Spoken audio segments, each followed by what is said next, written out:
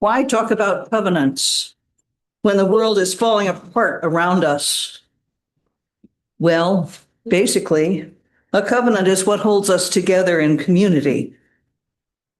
And all our different communities have them, though they may not be explicitly stated. We, Unitarian Universalists, place special emphasis on them because we make a big deal about not having a creed or a statement of beliefs.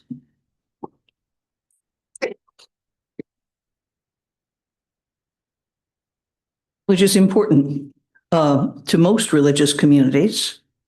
I grew up Unitarian and then Unitarian Universalist, so creeds are not part of my past, but for many of you, they are.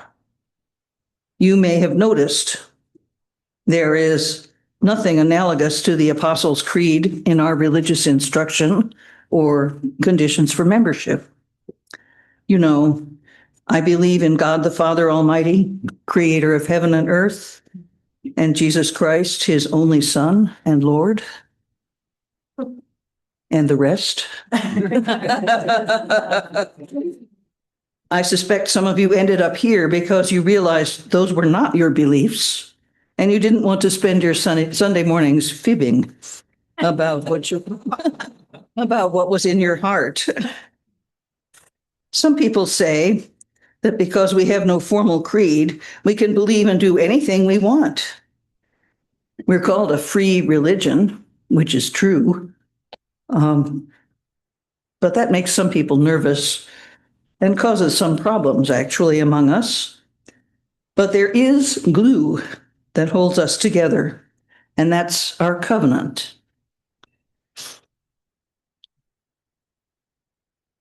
Our faith continues in the originates in the United States, at least, with the religion of the Massachusetts colonies. We trace our earlier covenant to a proclamation made in Cambridge, Massachusetts, by Puritans led by John Winthrop in the early 17th century. Back in the day, they said, "We pledge to walk together in the ways of truth and affection, as best we know how, or may learn in the days to come, that we and our children may be fulfilled, and that we may speak to the world in words and action of peace and goodwill."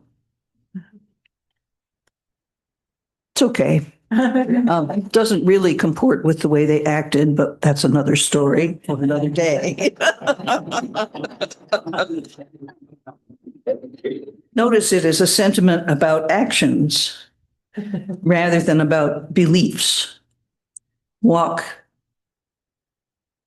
learn, speak. In recent decades, we have been emphasizing covenants as a way of moving beyond an excess of individuality that many believed was undermining our communities. Congregations are encouraged to have their own. In some ways, we did just dig this up from the past, dust it off, and paste it on to try to solve a problem. But it's not a bad solution. And in some ways, we are so steeped in a culture of individualism that we don't really know how to do covenant. It has to be a process. There are words, and then there's real life. People don't actually walk together in affection or whatever. What then? By the way, Glacier UU Fellowship does have a covenant worked out by our own people. And it's over there. Number 1, share gratitude and humor whenever possible. Shine your light. Number 2, look for the best in everyone, assuming their actions are based on positive intentions. Number 3, maintain a sense of humor. We really do think humor is important. Number 4, actively listen and allow others to express their ideas and opinions. Respect confidentiality and notice boundaries that are different from yours. And number 6, practice patience and compassion rather than judgment with with your fellow humans, as we all have our moments.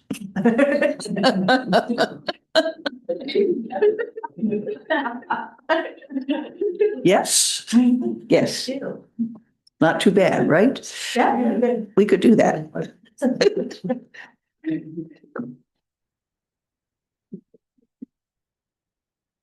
Now, how do we do with our covenant? It's not enough, really, to put it up on the wall. I bet hardly any one of you knew it was there. Still, I recommend actually trying to use it in our dealings with one another. Keeping a sense of humor and practicing active listening will only go so far, but we should do that. Suppose someone speaks rudely to your child. Suppose someone speaks disparagingly about an honored elder who is only doing their best. What if they sign up to do things and don't show up? What if they complain about just everything and have nothing constructive to offer? When people seem to be out of covenant with us, how do we handle it? As actual human beings, this is a natural thing. We get out of covenant with one another and need to repair our relationships. We need a process of reconciliation. Yes, it is about boundaries and active listening. But for people like me, anyway, more is needed. There are 2 things that have come up earlier in this season of services at Guff that I found particularly helpful about this. One is the idea that Hilary Shaw brought up about our mental health toolkits. The set of ideas we carry around about how to respond to challenging situations. And the other is the idea of taking some time as a community on a regular basis to make peace with one another, inspired by the Jewish practice of seeking forgiveness from community members during the high holy days each fall. I don't know about you, but somehow I grew up with a fairly limited mental health toolkit. My family has a history of estrangements and physical distance making as ways of dealing with challenges. It's not a way to repair relationships, is it? We pride ourselves on being principled and stubborn.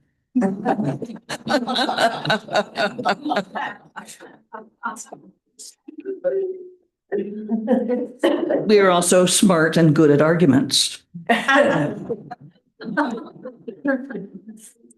Somehow, a kind of tolerance that allows us to live comfortably with people who have very different views is not there. Nor is an ethos of reconciliation and forgiveness. In my family history, people came from Norway, Germany, and Northern Ireland to the United States, escaping whatever they needed to escape by physically leaving home. Survived the not very warm welcome into the United States, participated in world wars and the Great Depression, and formed families of self-reliant, stubborn survivors. In my family, reliance on communities larger than the immediate family is not part of the picture, and somehow not even the immediate family. Over the years, I have only partially shed that insular self-reliance. And being part of Unitarian Universalist communities has been part of that change. True, it's partly because I met a lot of smart, self-reliant, stubborn people and in UU congregations. But I have noticed that many of us have tentatively shed that independence to become more comfortable actually sharing with one another. Fortunately, not all of us are as bad as I was when I started this process. Anyway, apropos the covenant of right relations, I believe you'll find it's a basic toolkit for getting through situations that might lead to physical distancing. I'm out of here. So that's a good place to start.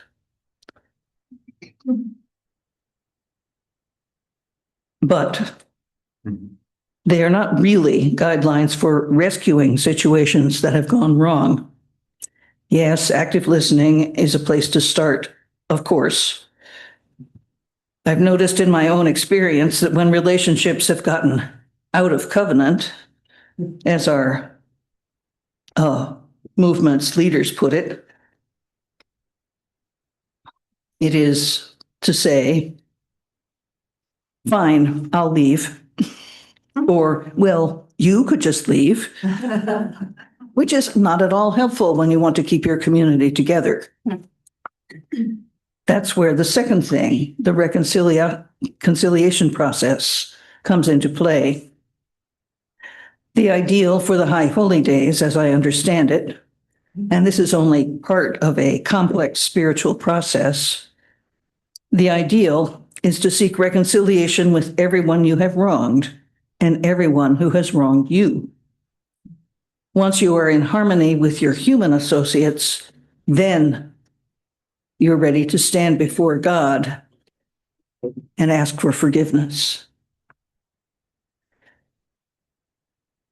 The process can go on all year, but it gets really busy in those 11 days, starting with Rosh Hashanah, the Jewish New Year, and ending with Yom Kippur.